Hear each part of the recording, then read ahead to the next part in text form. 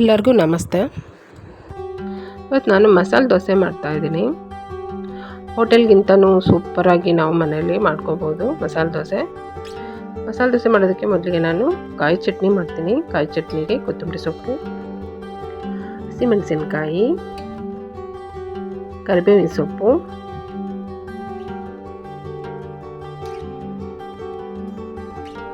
ಹಸಿ ಶುಂಠಿ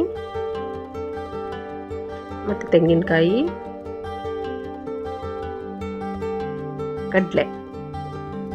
ಕಡಲೆ ಸ್ವಲ್ಪ ಕಮ್ಮಿ ಹಾಕ್ಕೊಂಡ್ರೆ ಚೆನ್ನಾಗಿ ಕಾಯಿ ಚಟ್ನಿ ಆಗುತ್ತೆ. ರುಚಿಗೆ ತಕ್ಕಷ್ಟು ಉಪ್ಪು, ಸ್ವಲ್ಪ ಹುಣಸೆ ಹಣ್ಣು, ಇದಿಷ್ಟನ್ನು ನಾನು ಮಿಕ್ಸಿ ಮಾಡ್ಕೊತೀನಿ. ಈಗ ಚಟ್ನಿಗೆ ನಾನು ಒಗ್ಗರಣೆ ಹಾಕ್ತೀನಿ. ಒಗ್ಗರಣೆಗೆ ಸ್ವಲ್ಪ ಎಣ್ಣೆ ಹಾಕಿ, ಎಣ್ಣೆ ಬಿಸಿ ಆದಮೇಲೆ ಸಾಸಿವೆ ಸಿಡಿಬೇಕು.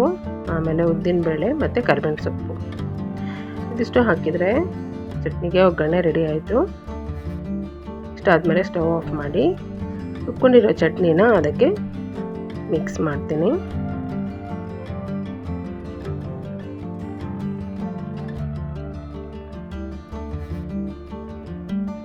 ನೋಡಿ, ಸೂಪರಾಗಿ ಕಾಯಿ ಚಟ್ನಿ ರೆಡಿ ಆಯಿತು.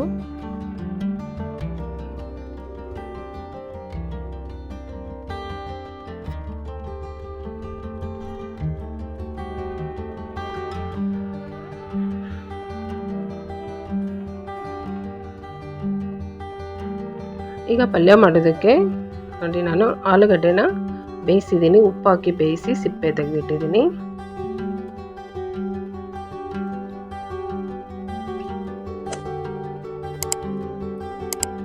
ಒಗ್ಗರಣೆಗೆ ಬಾಣಲೆಯಲ್ಲಿ ಎಣ್ಣೆ ಹಾಕಿ, ಎಣ್ಣೆ ಸ್ವಲ್ಪ ಜಾಸ್ತಿ ಹಾಕ್ಕೊಳ್ಳಿ, ಪಲ್ಯಕ್ಕೆ ಚೆನ್ನಾಗುತ್ತೆ.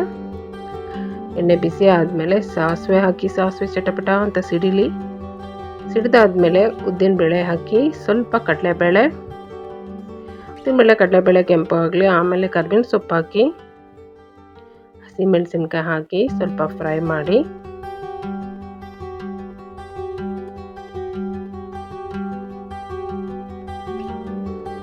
ಹಸಿಮೆಣಸಿನ್ಕಾಯಿ ಫ್ರೈ ಆದಮೇಲೆ ಈರುಳ್ಳಿ ಉದ್ದುದ್ದ ಹೆಚ್ಚಿರುವಂಥದ್ದು ಈರುಳ್ಳಿ ಇದಕ್ಕೆ ಜಾಸ್ತಿ ಹಾಕ್ಕೋಬೇಕು. ಆಲೂಗಡ್ಡೆ ಪಲ್ಯಕ್ಕೆ ಮಸಾಲೆ ದೋಸೆ ಮಾಡೋದಕ್ಕೆ, ಮಸಾಲ ಅಂದರೆ ಆಲೂಗಡ್ಡೆ ಪಲ್ಯ ಮಾಡೋದಕ್ಕೆ ಈರುಳ್ಳಿ ಜಾಸ್ತಿ ಹಾಕ್ಕೋಬೇಕು.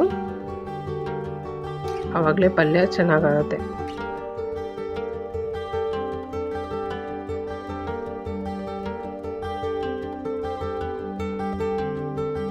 ಈರುಳ್ಳಿಗೆ ಉಪ್ಪು ಎಷ್ಟು ಬೇಕಷ್ಟು ಹಾಕಿದ್ದೀನಿ. ಆಲೂಗಡ್ಡೆ ಕೂಡ ಉಪ್ಪು ಹಾಕಿ ಬೇಯಿಸಿದ್ದೀನಿ, ಹಾಗಾಗಿ ಈರುಳ್ಳಿಗೆ ಉಪ್ಪು ಹಾಕುವಾಗ ನೋಡಿ ಹಾಕ್ಕೋಬೇಕು. ಆಮೇಲೆ ಅರಿಶಿನ ಪುಡಿ ಹಾಕಿ, ಈರುಳ್ಳಿ ತುಂಬ ಕೆಂಪಾಗೋದು ಬೇಡ, ಈರುಳ್ಳಿ ಕಲರ್ ಚೇಂಜ್ ಆಗೋ ತನಕ ಫ್ರೈ ಮಾಡಿ ಸಾಕು. ನೋಡಿ, ಇಷ್ಟ ಆದರೆ ಸಾಕು, ತುಂಬ ಕೆಂಪಾಗೋದು ಬೇಡ ಈರುಳ್ಳಿ.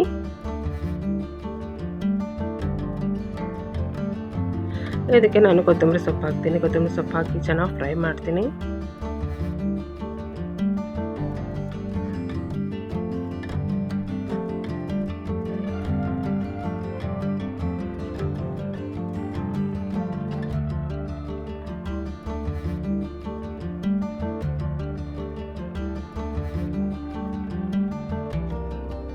ಈಗ ಇದಕ್ಕೆ ಬೇಯಿಸಿಟ್ಟಿರುವಂಥ ಆಲೂಗಡ್ಡೆನ ಈ ರೀತಿ ಹಿಚ್ಚಿಕ್ಬಿಟ್ಟು ಹಾಕ್ತಾಯಿದ್ದೀನಿ. ಅಷ್ಟೂ ಆಲೂಗಡ್ಡೆ ಹಾಕ್ಬಿಟ್ಟು ನೀಟಾಗಿ ಮಿಕ್ಸ್ ಮಾಡಿದ್ರೆ ಆಲೂಗಡ್ಡೆ ಪಲ್ಯ ಸೂಪರಾಗಿ ರೆಡಿ ಆಗುತ್ತೆ.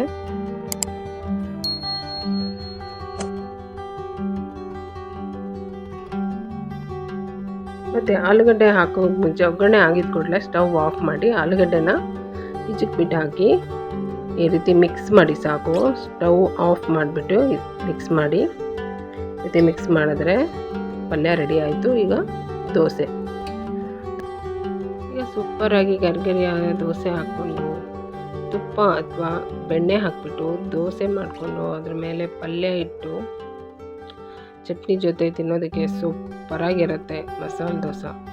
ಯಾವ ಹೋಟೆಲಲ್ಲೂ ಕೂಡ ಈ ರೀತಿ ಸಿಗೋದಿಲ್ಲ. ತುಂಬ ಚೆನ್ನಾಗಿ ಮನೆಯಲ್ಲಿ ಮಾಡ್ಕೊಂಡು ತಿನ್ಬೋದು.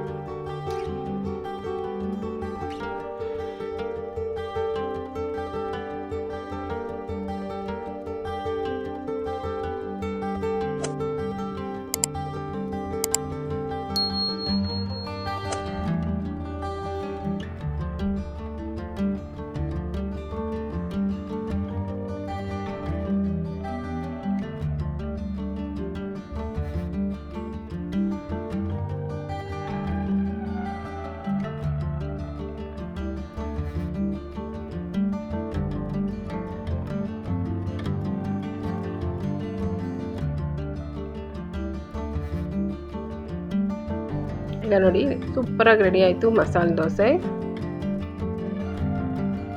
ನನ್ನ ವಿಡಿಯೋ ಇಷ್ಟ ಆದರೆ ಲೈಕ್ ಮಾಡಿ, ಶೇರ್ ಮಾಡಿ, ಸಬ್ಸ್ಕ್ರೈಬ್ ಮಾಡಿ.